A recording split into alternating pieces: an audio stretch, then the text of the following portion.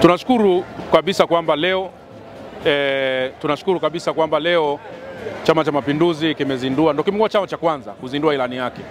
Na sisi kama asasi za kiraia, kila tunapokuja na uchaguzi tumekuwa tukiandaa ajenda za wananchi kupitia ilani ya asasi za kiraia na kukabidhi kwa vyama kabla hawajaandaa ilani zao. Ilani yetu tulizindua mwaka jana na tukavipeleka kwa vyama vya siasa. Kama ulivyosikia, wamekiri toka mwaka jana, mwenyekiti jana na leo mwenyekiti wa kamati wamekiri kwamba tumekutana nao na tumepeleka kwa vyama vyote. Lengo ni kwamba vyama vya siasa vitengeneze ilani zenye ajenda za wananchi. Sisi asasi za kiraia tuko karibu, tunajua changamoto za wananchi na uchaguzi unatakiwa kuja kutatua changamoto za wananchi. Sasa changamoto za wananchi, wakati mwingine wananchi wanashindwa kuzieleza kwa viongozi wanapokuja kwenye kampeni, kwa sababu ni muda mchache na ni kwenye majukwaa. Na ndio maana sisi ambao ni jamii iliyo coordinated, kwa sababu civil society ni sehemu ya jamii ambayo iko katika muunganiko ambao ni rahisi kufanya mambo mazito na kuishauri serikali na taasisi na vyama vya siasa. Kwa hiyo tumepeleka, na leo umeona kwenye ilani ya CCM asilimia zaidi ya 85 ya mapendekezo yetu yako mle ndani, yamechukuliwa kwa sehemu kubwa. Na kati ya mapendekezo ambayo haraka ambayo ni ya msingi na ambayo ni kiu ya Watanzania muda mrefu na ilikuwa kwenye ilani yetu namba 1 ni katiba mpya. Katiba mpya tulieleza kabisa kwenye ilani yetu kwamba tuishie pale tuanzie pale tulipoishia.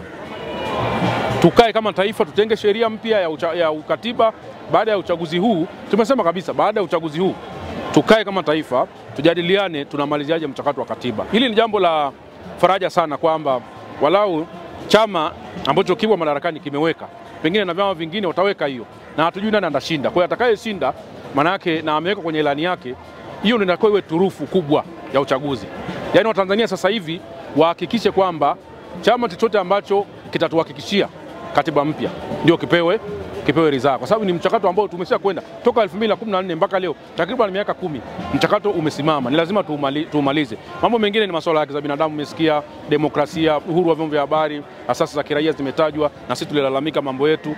Tunashukuru yamefanywa kazi na tunaamini kabisa kwamba vyama vingine pia vitachukua, lakini chochote kitakachoshinda, na sisi tunawatakia yule ambaye atabeba mambo yetu ya wananchi kwa moyo na kukuwa na nia kuyatekeleza, basi wananchi waangalie, wafikirie kwenye uchaguzi. Hatujui ni nani, lakini tunataka wananchi wakawafikirie vizuri kwenye uchaguzi. Wale ambao wataeleza kama ilivyoelezwa leo kinagaubaga na wakaendelea kuwaeleza wananchi kwenye kampeni zao vizuri kabisa namna watakavyotekeleza, basi wananchi watembee na huyo. Kimsingi sisi kama asasi za kiraia tuna mambo mengi ambayo pia tunataka yafanywe kazi. Kwa mfano swala la maboresho ya mfumo wa uchaguzi na uongozi, huwa unachukua makundi ambayo sio vyama vya siasa. Tunashukuru kwamba CCM wana kiongozi wa NGO, huwa mbunge wa NGO, kama unaona Neema Rukagingira amekuwa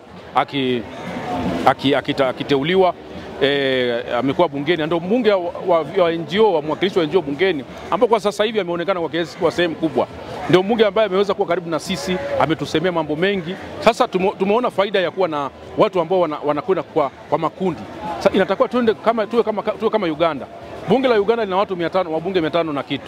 69 hawatokani na vyama vya siasa, wanatokana na wadau mbalimbali kwa asasi za kiraia. Kwa hiyo sisi tukija kwenye mchakato wa katiba mpya, tunataka hiyo nao iwemo, ili sasa wawakilishi kama huyu sasa hivi ambaye anatokea Chama cha Mapinduzi pekee waweze kuwekwa kwenye michakato hiyo na wawe sehemu ya viongozi na vitu kama. Kwa ujumla tunawashukuru sana CCM kwa kutambua mchango wetu. Tumesikia kwa mwenyekiti wa kamati, lakini pia mwenyekiti Rais Samia jana.